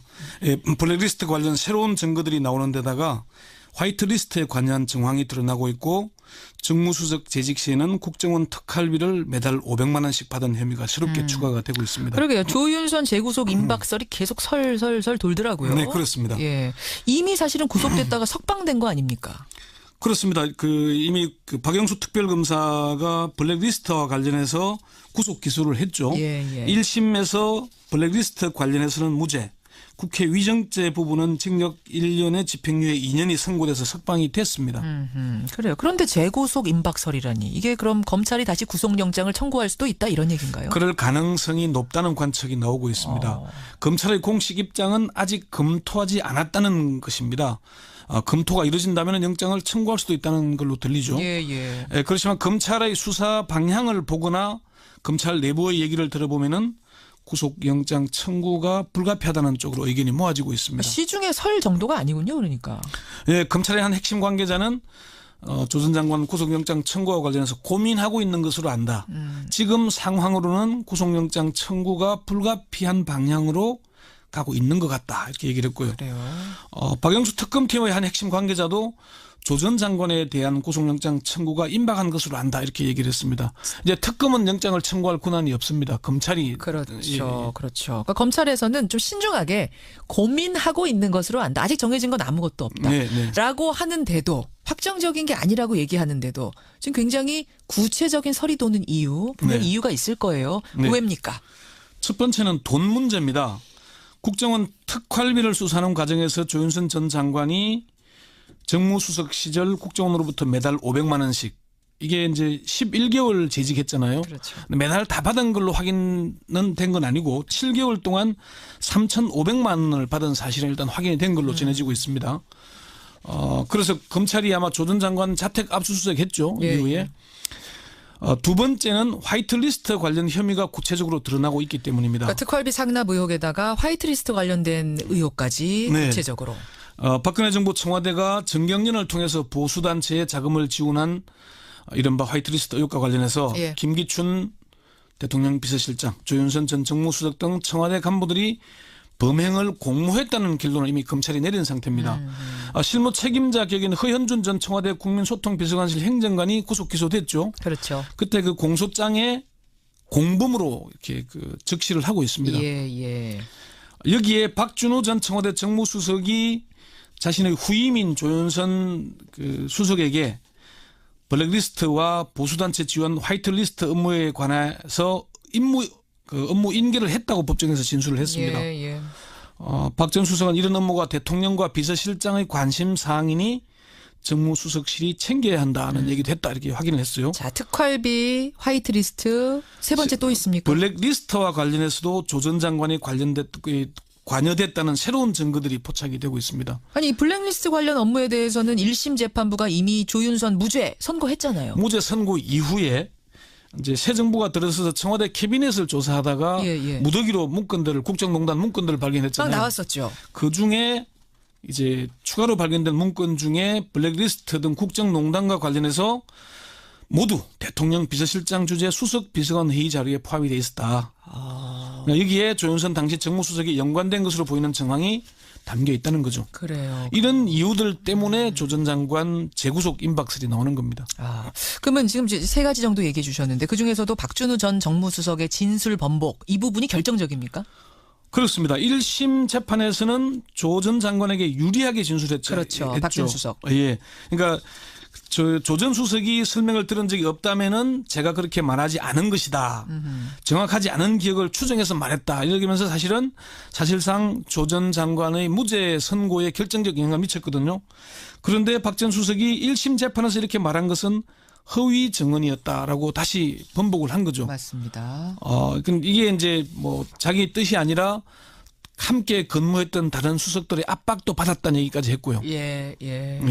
근데 이거는 뭐 이것도 좀 확인이 되는지 어쩐지 모르겠습니다만 조윤선 전 장관은 처음에는 구속 대상 아니었다 이런 얘기도 들리더라고요. 제가 취재하는 과정에서 박영수 특별검사팀에 확인해 보니까 조 전 장관은 처음에는 구속 대상으로 분류되지 않았다고 합니다. 처음이라 하면 어느 수사 초기에. 수사 초기에는. 그런데 수사를 할수록 블랙리스트에 관련된 증거가 계속 밝혀지는 데다가 모르쇠로 일관하면서 부인하는 태도 때문에 구속 대상으로 바뀌었다고 합니다.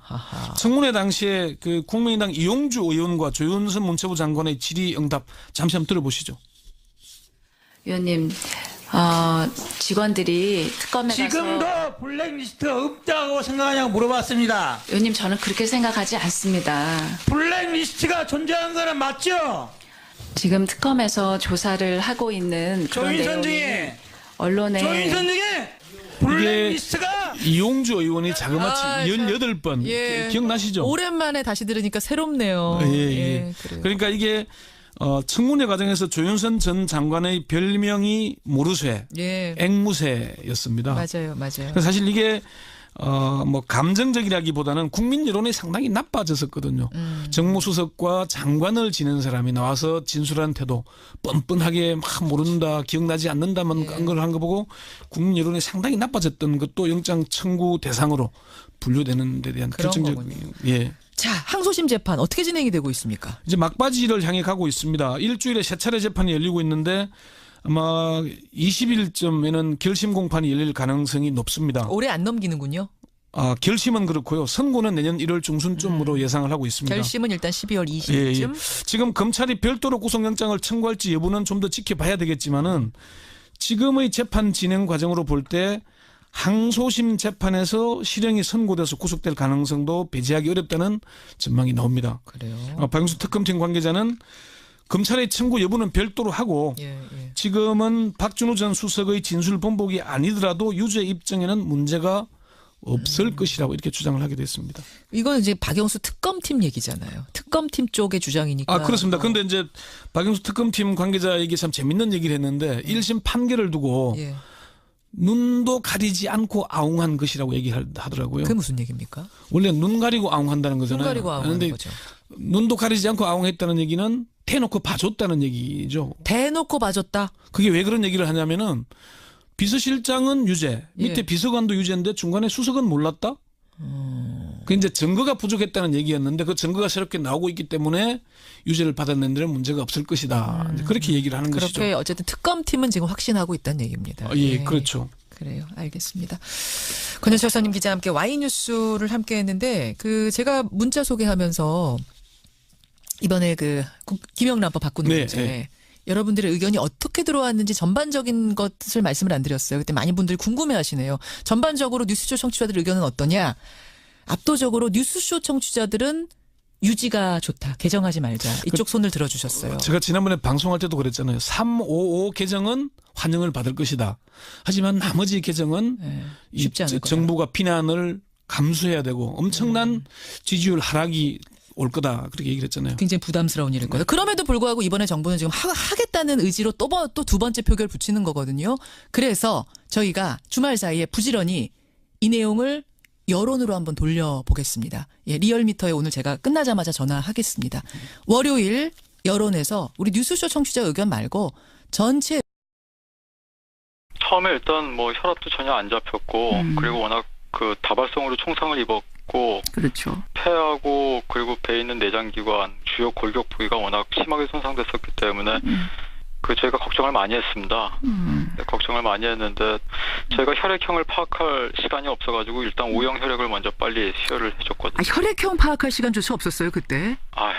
그럴 상황은 전혀 아니었습니다. 저희가 혈액형을 알지 못한 상태에서 O형 혈액을 줄 정도면은 굉장히 안 좋은 상황이고요. 그리고 무엇보다 남의 몸에다가 칼을 대가지고 칼로 몸을 가르고 들어갈 때는 이제 CT 촬영을 하고 수술에 들어가야지 수술을 어떻게 해야 되겠다고 이제 좀 이렇게 생각이라도 하면서 수술방에 저희가 진입을 할 수가 있는데 이 환자 같은 경우는 CT도 못 찍고 엑스레이 한 장 달랑 들고 들어갔거든요. 엑스레이 한 장 달랑 들고. 그렇습니다. 그리고 또 환자분이 기존에 가지고 있던 기저질환이 많지 않습니까? 그렇죠. 이제 간염이라든가 여러 가지 기생충감염이라든가 그런 복잡한 문제들이 얽혀 있었기 때문에 굉장히 애를 많이 먹었고 지금도 사실은 식사는 시작하고 있지만 그런 기저질환 가지고 있던 것들 때문에 내과적으로 지금 애를 많이 먹고 있습니다. 아직도 좀 완전히 치료가 되려면 시간이 상당히 걸릴 것으로 생각이 됩니다. 그래요. 북한 귀순병사 일단은 죽을 먹을 만큼 회복했습니다만 완전히 완심할 수는 없는 단계. 지금도 만만치 않은 단계. 이국종 교수 여러분 만나고 계십니다. 중증외상센터. 이게 사실은 뭔지도 잘 몰랐다가 이국종 교수를 통해서 처음 알게 됐다. 이런 분들 그 중요성이 얼마나 대단한 건지 이번에 처음 알았다는 분들도 제 주변에 참 많으세요. 초기에 이 교수님께서 여기 뛰어드셨을 때 하고 지금하고 비교하면 그래도 좀 나아졌습니까? 어떻습니까? 굉장히 어려웠었죠. 제가 처음에 저는 이제 2002년도에 발령을 받았었는데 예. 사실 그때 다른 병원에 이렇게 한두 분 제가 알고 있던 분들도 이제 금방금방 다 한 1, 2년 만에 그만두시게 됐었고요. 1, 2년을 못 버티실 정도의 열악한 상황이었군요. 그 당시만 해도. 그건 버틸 수 있는 근거가 없죠. 왜냐하면 그 민간기관에서는 제가 그렇게 수익을 내는 구조가 아니기 때문에 사실 남아있는 사람이 이제 또 없다 보니까 이렇게 많이 힘들어졌죠. 하여튼 분명한 생각은 이 일이 뭐 저희가 얼마나 이걸 지속할 수 있을지 모르겠지만 할 수 있는 데까지는 저희가 했던 걸 글로벌 스탠다드에 그대로 맞춰가지고 해서 최악의 경우엔 제가 사멸하고 나더라도 저희가 했던 이런 진료 기록을 그런 기록을 남겨야 되겠다는 생각은 굉장히 강하게 있습니다. 그러니까 그 부족한 것들을 내가 꼼꼼히 기록해서 후학에게 남겨야겠다는 어떤 사명감 같은 게 있으신 거군요. 화석 같은 겁니다. 그러니까. 화석. 옛날에 이런 사람들이 우리 한국에 있었구나. 그리고 이런 게 한국에서도 하면 되는구나. 되긴 됐었구나. 조금이라도 그렇게 본받을 만한 뭐가 있었다는 게 후세에 남아야지. 그냥 뭐 아무것도 없이 그냥 단순히 오늘 그냥 떼어 넘기려고 이렇게 그냥 현실하고 타협을 해버리면 사실 못하라 그러려고 하겠습니까 지금. 저도 아이가 있고 그런데. 그러면 더 이상은 이걸 할 이유가 없을 것 같습니다. 그러니까 지금 화석을 새기는 기분으로 그러니까 후세에 뭔가 보물을 남기는 기분으로 그런 사명감으로 일하고 계시는 거예요. 그러면 집에는 가세요? 이국종 교수님? 사람이 많이 부족합니다. 사람이 병원에 도울 사람이 부족. 그렇다면 우리나라의 최대 외상센터, 중증외상센터 센터 장인 이국종 교수가 그 정도 느낄 정도라면 뭐가 더 필요한 건가요? 지난번 석혜균 선장 때를 계기로 해서 정치권에서 지원 많이 해주겠다 약속도 쏟아지고 막 그러지 않았습니까? 하드웨어적인 것도 그렇고요. 저희 같은 경우에도 지금 병상이 부족해서 그런 하드웨어적인 것도 그렇고 중증외상센터에서 근무하는 특히 중환자실 병동 간호사들은 굉장히 중환자이다 보니까 이 사람들은 간호사분들 손이 월등히 많이 가는 겁니다. 물론 중환자실 환자분들이 다 손이 많이 가지만 한국에 있는 병원들이 간호사, 의사, 의료인이 높은 사망률은 저희가 안고 가야 됩니다. 그렇게 된 환자분들 중에서 죽을 힘을 다해서 수술하고 밤새 수술하고 그리고 한 2달, 석 달 동안 중환자실에서 버텨가지고 거의 다 좋아졌다. 이제 일반 병실 가도 되겠다 싶을 정도로 해서 약간 마음을 놓고 있는 환자가 있는데 그런 환자들이 갑자기 엉뚱한 합병증이 발생하면서 갑자기 피가 뿜어져 나오면서 돌아가시거나 생명을 잃어갈 때 그땐 정말 미칠 것 같습니다. 정말 괴롭습니다. 그럴 땐. 그런 환자분 한 분 한 분이 다 남습니다. 머리에. 잊혀지지 않아요. 그런 분들일수록. 네. 그렇습니다. 정말 죽을 힘을 다해서 살린다? 라는 그 표현이 어떤 심정일지 이게 와 닿는데요. 이번에도 그러셨죠. 이번에 규순병사를 살리는 과정도 참 죽을 힘을 다해서 살리는 고통스러운 과정이었는데 특히 이번에 더 좀 고통스러우셨을 것 같은 게 마음고생도 좀 하셨어요. 논란도 좀 겪으셨어요. 그 폭풍이 이제 좀 지나가고 잠잠해지고 돌아볼 때 소외랄까요? 어떠세요? 저는 사실 병원 안에만 있었기 때문에 잘 모르겠습니다. 그 의원분도 환자를 생각하는 마음에서 그런 말을 했다라고 하시고 뭐 이국종 교수 말씀할 것도 없이 당연히 환자를 생각하는 마음이었고 의견이 어긋났던 것 같아요. 혹시라도 한번 만나서 좀 두 분 허심탄회하게 말씀이라도 나눠볼 생각 있으십니까? 저는 그 의원님께서 평소에 글도 다 굉장히 잘 쓰시고 맞습니다. 정론 집필을 하시는 굉장한 아주 식견을 갖추신 전문가로 제가 그냥 알고 있습니다. 저는 그래서 그분이 그 의원이 되신 줄 모르고 있었거든요. 근데 분명한 거는 그 의원님이 소속된 정당을 지지하는 사람들은 그 정당은 블루칼라 계층의 분들이 지지하는 그런 정당이고 그런 분들의 지지를 지금 안고 유지되고 있는 정당이고 저는 바로 그 정당을 지지하는 사람들이 흘리는 피를 막아내고 있는 사람입니다. 그러네요. 그러니까 저는 특별한 다른 느낌이 있는 게 아니라 좀 안타깝습니다. 저도 안타깝습니다. 그냥 안타까운 상황이기 때문에 두 분이 좀 만나서 이 오해들을 풀고 가면 어떨까. 김종대 의원은 만나서 이야기 나누고 뭐 사과하고 이러고 싶다는 의사를 표현하셨거든요. 어떠세요? 저도 해군에서 일을 많이 하기 때문에 그러셨다면서요. 군 관계에 있는 저 같은 사람들은 사실 그분은 이렇게 굉장히 큰 오피니언 리더 중에 한 분입니다. 예. 그냥 일반 그냥 많은 의원님들 중에 한 분이 아니고. 그렇죠. 근데 좀 더 그런 문제에 대해서 좀 더 집중하셔가지고 그냥 괜히 저 같은 이렇게 막장에서 일하는 사람한테 시간 뺏기지 마시고 본인의 업무나 그런 것도 굉장히 하실 일이 많을 텐데 그리고 국회의원이 굉장히 중요한 자리지 않습니까? 한 분 한 분이 입법기관이신데 저도 잘은 모르지만 국회의원분들이 거의 시간을 분 단위로 쪼개가면서 사실은 바쁜 분들이거든요. 그럼요. 예. 네, 그냥 본연의 업무 잘 하셨으면 좋겠고 굳이 찾아오지 저한테 신경 너무 안 쓰셔도 될 것 같습니다. 저는 어차피 뭐 여기서 막장에서 일하는 사람이니까 전 현장에서 일하고 있으면 됩니다. 알겠습니다. 그분은 그분을 하시면 되고요. 각자 맡은 곳에서 열심히 일하자. 지금 그 말씀 하셨어요. 근데 지금 오늘 이제 뭐 우리 의료 시스템의 문제점, 권역외상센터의 힘든 점들 여러 가지를 토로하셨는데 이런 의료 시스템을 개선하기 위해서, 좀 발전시키기 위해서 혹시 정치권에서 좀 들어와서 일해달라 이런 러브콜은 안 받아보셨습니까? 그런 생각은 안 해보셨어요? 저는 정책을 만들지 않습니다. 저희 같은 사람들은 그 의료 시스템 말단에서 실제 그걸 수행하는 말단 조직에 있는 사람이지 전 정책을 만들지 않습니다. 제가 아는 굉장히 훌륭한 정치인들이 많이 계십니다. 저는 그런 분들을 그저 도와드릴 뿐이지 제가 뭐 주제넘게 감히 나서서 뭐 그런 생각은 단 한 번도 해본 적 없습니다. 그래. 아마 이 제일 중요한 질문이 마지막 질문이 될 것 같은데요. 이국종, 인간 이국종의 꿈? 어떤 꿈 꾸세요? 사실은 공짜는 아닙니다. 공짜인지 아닌지 궁금해하는 분들도 더러 계시더라고요. 그렇습니다. 공짜 아니고요. 네네. 탑승객들에게 적정 수준의 비용을 청구하게 된다고 합니다. 그래요. 무사히들 돌아오게 돼서 다행입니다. 마지막 포인트 하나만 더 보죠. 네, 오늘 밤 2018 러시아 월드컵에 조추점이 있습니다. 네, 세계 랭킹으로 따졌을 때 우리나라는 월드컵 본선에 진출한 32개국 중에 31등입니다. 쉽지 않은 본선 무대가 될 것 같습니다만 경우의 수라는 게 있죠. 그렇죠. 비교적 손쉬운 상대들이 같은 조에 배정되길 기도해 봅니다. 행운의 조, 행운의 조에 들기를 오늘 마지막 조추첨 소식까지 전해드리겠습니다. 민경남 프로듀서 수고하셨습니다. 감사합니다. 저희들한테 그런 환자가 여기 150여 명이 있습니다. 중증외상센터는 분명히 말씀드릴 수 있는 건 대한민국에서는 지속 가능성이 없습니다. 최근 외상센터 문제를 해결해달라는 청와대 청원이 20만 명을 넘어서자 복지부가 또 대책 마련에 고심 중인데 안팎의 불씨는 여전합니다. 모든 한국인들이 이 의사만 바라보고 있다. 귀순한 북한 병사가 의식을 회복하던 날 워싱턴 포스트가 이런 제목의 기사를 냈습니다.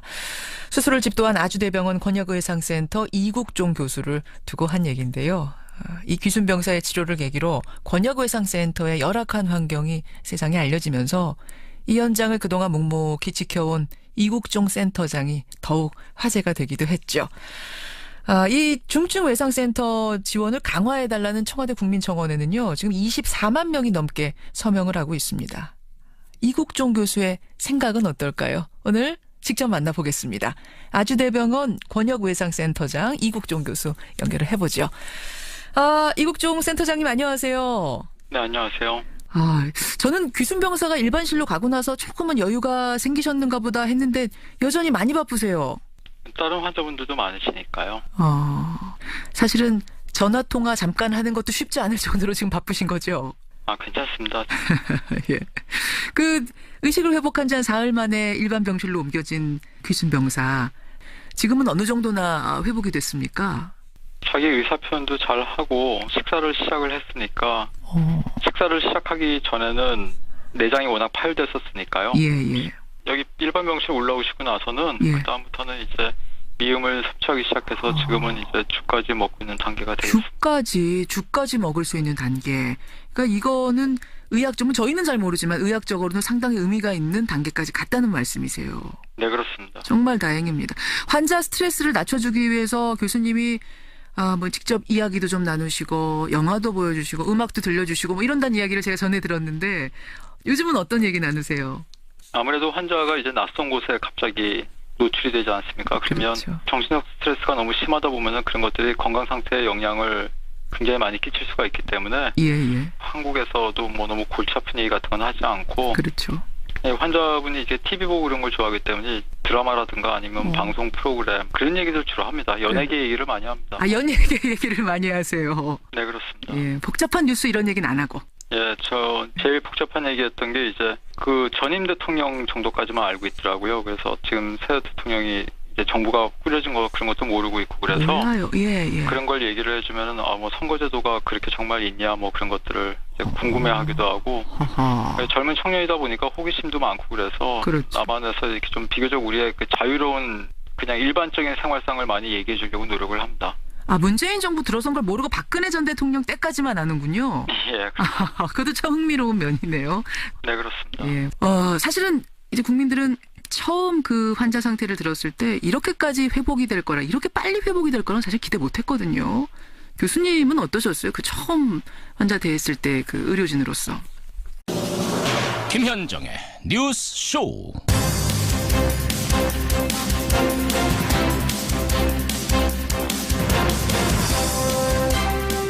애청자 여러분 안녕하십니까?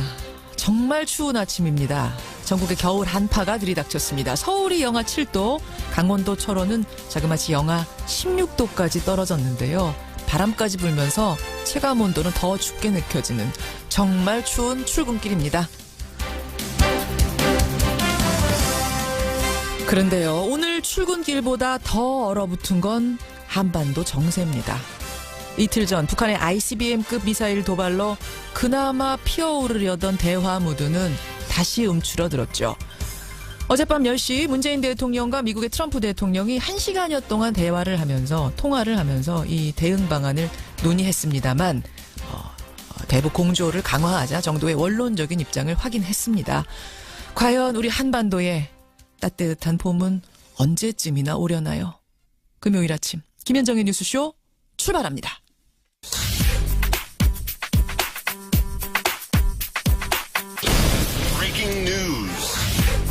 김현정의 뉴스쇼가 주목한 오늘의 포인트, 오늘은 민경남 프로듀서 나와 있습니다. 어서 오세요, 민 PD. 안녕하세요. 오늘 첫 번째 포인트, 한미 정상의 두 번째 통화부터 좀 봐야 될 것 같아요. 그렇습니다. 어젯밤 1시간여 통화가 있었는데요. 예. 주로 문재인 대통령의 발언 내용이 알려져 있습니다. 문 대통령은 북한 미사일이 진전된 모습을 보인 건 분명하다. 예. 하지만 대기권 재진입이나 핵탄두 소형화 등 핵심 기술 확보 여부는 불투명하다고 평가했습니다. 진전된 건 맞지만 핵심 기술까지는 확보됐는지는 모르겠다. 네, 이건 어떤 뜻이냐면 북한의 ICBM이 완성된 것은 아니다. 그러니까 북한에 대한 압박 과정에서 미국의 군사적 옵션을 행사하는 것은 피해야 한다는 입장으로 읽힙니다. 완곡하게 그렇게 표현을 한 거네요. 여기에 대해서 미국 트럼프 대통령 측의 반응은 뭐였습니까? 북한의 기술 수준 평가에 대해서 이견 제시는 없었습니다. 다만 첨단 군사 자산의 획득을 통해 한국의 방위력 강화를 지지한다는 입장을 전한 것으로 알려져 있습니다. 그래요. 일단은 그러니까 중국의 협조를 강력하게 구하면서 한미일 공조의 틀 속에서 대북 압박을 통해 대화를 이끌어내자라는 이 기조, 이 전략은 계속 이어지는 거라고 봐야 되는 거죠? 그렇습니다. 예, 두 번째 통화 있었습니다. 다음 포인트는 뭔가요? 강원랜드 재수사 급물살입니다. 저희 뉴스쇼에서도 지난 9월에 강원랜드 내부 직원의 고발을 들은 적이 있지 않았습니까? 채용 문제가 심각했다는 거 여러분들도 느끼셨을 텐데 검찰 수사가 본격화되는군요. 네, 최응집 전 강원랜드 사장이 어젯밤에 구속됐습니다.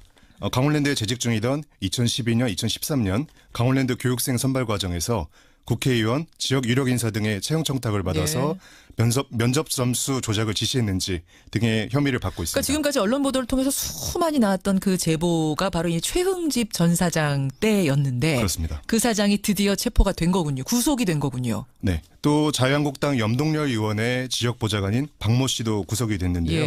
이 부분은 그러니까 채용 청탁을 한 당사자들에 대해서도 직접 수사를 예고하는 것이라고 볼 수 있습니다. 그러네요. 현역 의원을 포함한 50여 명에 대해 줄소환이 이루어질 거라는 관측도 나오고 있습니다. 이번 수사가 여러분 재수사입니다. 이미 한 차례 작년에 있었는데 제대로 못했다는 얘기예요. 네. 이번에는 과연 제대로 이루어질지 지켜보겠습니다. 다음 포인트요. 발리 구조작전입니다. 발리 아공 화산이 분할을 시작하면서 우리 국민들 발이 묶여 있었는데 드디어 전세기 타고 귀국 길에 올랐어요? 네네. 어젯밤 10시 30분에 우리 국민 179명이 특별기편으로 한 번 귀국을 했고요. 예. 네, 오늘 중에 700여 명의 국민이 특별전세기와 정기편 등을 이용해서 귀국길에 오를 것으로 보입니다. 지금 수송작전이 진행 중 이렇게 보면 되는군요. 그렇습니다. 예. 특별전세기의 경우에 외교부가 운영을 주관하고 있는데 기사를 고용하는 수준이 선진국의 3분의 1도 되지 않습니다. 그 인력 가지고 유지를 하니까 그래서 간호사분들이 자꾸 그만두는 건데 정치권에서 그러면 얘기를 드리고 싶은 거는 정치인들이 다 저녁에 있는 삶을 추구하고 국민 행복권을 우선시한다고 다 말씀을 그렇게 하시지 않습니까? 그렇죠. 근데 병원에 오면은 병원에서 들여다보시는 게 병원 겉에 있는 대리석 스테인리스 글라스로 바른 병원들 요즘에 외형이 얼마나 좋습니까? 번들번들한 대리석으로 깔은 바닥 그 바닥 매일 닦습니다 병원에서. 그러니까 이 문제를 어디까지 파고 들어가야 될지 가늠이 안 되는 겁니다. 근데 그렇게 얘기는 그렇게 하시면서 진정성을 가지고 들여다보는 게 필요하다고 봅니다. 병원의 노동자들, 의사들, 의료진들도 저녁에 있는 사람 필요하다. 환자분들도 왜 중증외상 환자들이 노동자, 농민 그런 분들이 왜 중증외상으로 그렇게 많이 죽어가는지 그런 것에 대해서 진정으로 들여다보고 얼마나 진정성 있게 생각하는지 근데 한국 사회는 그게 너무 부족한 것 같습니다. 좋은 부분 지금 지적해 주신 것 같아요. 저녁에 있는 삶 얘기하던데 정말 이곳 병원의 노동자들, 의사들 포함해서 모든 노동자들이 정말 저녁에 있는 건가 한번 진정성 있게 봐달라 그 말씀 호소하셨습니다. 아니 저희 청취자들한테도요. 이 교수님 개인적인 궁금증이 상당히 많이 문자로 접수가 됐습니다. 우선 제일 많이들 궁금해하시는 게 건강 괜찮으세요? 이 교수님 건강은 괜찮으세요? 그냥 지냅니다. 그냥 잘 지냅니다. 괜찮습니다. 스트레스 때문에 시력이 안 좋으시다. 거의 상실한 상태다. 사실 제 나이쯤 되면은 직장 생활하는 사람들이라면 다 한두 군데씩 아픈 거 그냥 참고 지내는 거 아닌가요? 그냥 받아들이시는 거예요. 참고. 제가 이렇게 좀 더 남들보다 상태가 안 좋을 수는 있지만 또 막 썼으니까요. 몸을 그동안 당연하다고 생각하고 있습니다. 막 쓴 거에 비해서는 훨씬 잘 견디고 있다고 생각합니다. 막 쓴 거에 비해서는. 아까 전에 이제 제가 집에는 들어가세요. 그 질문 드렸는데 사실 저 같은 경우는 매일 새벽 4시 반에 일어나면은 특히 추운 겨울에는 아이고 내가 이거 찬바람 쐬면서 무슨 영화를 보자고 일어나 이런 생각 가끔 들거든요. 선생님은 그런 감정 느끼실 때 없으세요? 힘들 때 없으세요? 감정적으로? 사실 직장에 출근하기 굉장히 싫은 거는 직장인들이면 아마 다 마찬가지일 겁니다. 근데 분명한 거는 누구도 저한테 강요해서 누가 저한테 총을 겨누고 이 일을 안 하면 쏘겠다든가 그런 게 아니지 않습니까? 그렇죠. 저뿐만 아니라 저희 지금 중증외상센터에서 근무하는 300명 직원 모두도 다 인사발령을 받아서 온 게 아니라 자기가 자원해서 여기 온 사람들이기 때문에 물론 자원해서 왔더라도 정말 하루도 못 견디고 그만두시는 분들도 있고 간호사분들이 사중률이 극도로 심해서 35%가 막 넘어가고 그러지만 한 데까지 가는 겁니다. 전 그렇게 생각합니다. 자기가 버틸 수 있는 데까지 버티는 거고 그걸 특별하다고 생각하지는 않습니다. 그러시군요. 이번 북한 병사 포함해서 석혜균 선장 이런 분들 포함해서 정말 수많은 환자를 보셨을 텐데 지금도 잊지 못할 환자가 따로 있을까요? 저는 사실은 돌아가신 분들이 생각이 많이 나고 있기 때문에 별로 말씀드리기가 좀 어렵습니다. 저희 전체 사망률이 10% 정도 나오고 있기 때문에 그건 전 세계 외상센터 의사들의 숙명입니다. 사망률 10%에서 15% 정도는 안고 가야 됩니다. 왜냐하면 저희가 그걸 겁을 내면 가망이 없는 환자는 받지 말아야 되거든요. 사실은 제정신 가지고 의사도 사람인데 그런 사람들한테 몸에 칼을 대가지고 해체해가면서 들어가는 게 쉽지 않습니다. 그렇죠. 거기다 제가 해체하는 순간 피가 품어져 올라오거든요. 다 그 피를 뒤집어 쓰면서 수술을 해야 되는데 그런데 분명한 거는 그런 상황에서도 저희가 그런 안 될 가능성을 보는 게 아니라 1%라도 가능성이 있으면 무조건 열고 들어가야 되는 게 이 외상외과 의사들의 숙명 그리고 외상센터에서 근무하는 모든 의료진의 숙명 같은 거기 때문에 저희가 거기서 물러서면 안 됩니다. 어떻게든지 끝까지 정말 있는 힘을 다해야 되는데 그러다 보면은 당연히